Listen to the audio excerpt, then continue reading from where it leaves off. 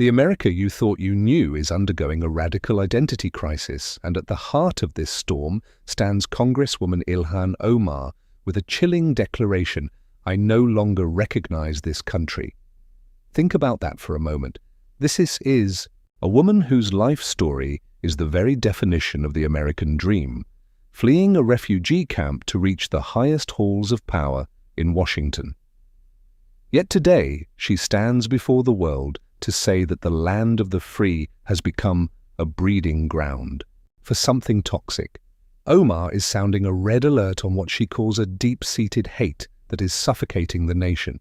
She isn't talking about simple political disagreements. She is talking about a visceral, growing hostility toward Muslims and immigrants that is tearing at the social fabric. How did we get here? How did a nation built by the tired, the poor, and the huddled masses become a place where the word immigrant is used as a weapon? This isn't just a political soundbite. It is a direct challenge to the American soul. Are we witnessing the slow death of tolerance? Or is this the final wake-up call to save a democracy being dismantled by discrimination? Let's dig into the core of this crisis. ILHAN OMAR isn't just complaining. She is exposing what she describes as the normalization of bigotry. Over the past few years, we have seen an undeniable surge in Islamophobia and anti-immigrant rhetoric that has moved from the fringes of the internet to the center of the political stage. Omar argues that the very people who act as the backbone of the American economy and culture are now being treated as scapegoats for every national anxiety, from economic shifts to security concerns.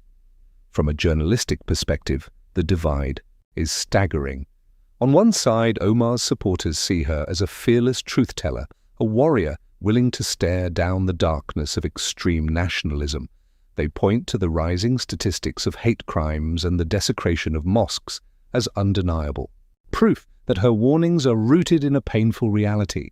On the other side, her critics accuse her of playing identity politics, claiming she is exaggerating these tensions to fuel her own political agenda. But let's be objective. When inflammatory rhetoric is broadcast from the highest platforms of power, and when social media becomes a greenhouse for xenophobic conspiracies, hate is no longer a theory. It is a living, breathing entity. It influences border policies, it affects how people are treated in their own neighborhoods, and it creates a climate of fear. Omar is forcing America to look in the mirror. Are we truly the melting pot we claim to be? Or are we just maintaining a thin veneer of diversity while an undercurrent of exclusion boils beneath the surface?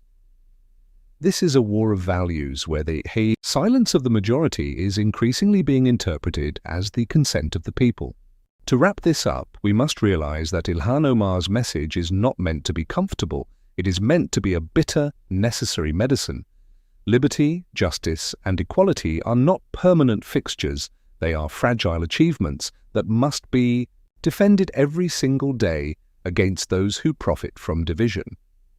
Omar's ultimatum is clear. We must confront this hate, and we must get rid of it if the American experiment is to survive. From a media standpoint, addressing the dark corners of society is not an act of betrayal.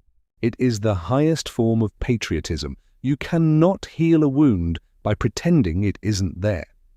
Discussing Islamophobia and the plight of immigrants isn't about hating America. It's about demanding that America lives up to the promises written in its own constitution, but is a single voice enough to pivot a system that has allowed these roots of hostility to grow so deep?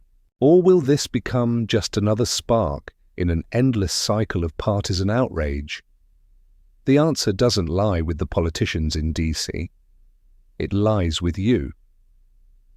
Do you see the immigrant as a threat or as a brother in the pursuit of happiness? Do you choose the comfort of silence or the courage to protect diversity? America can still be that shining city on a hill, but only if we have the backbone to sweep away the shadows of hate that Omar is warning us about.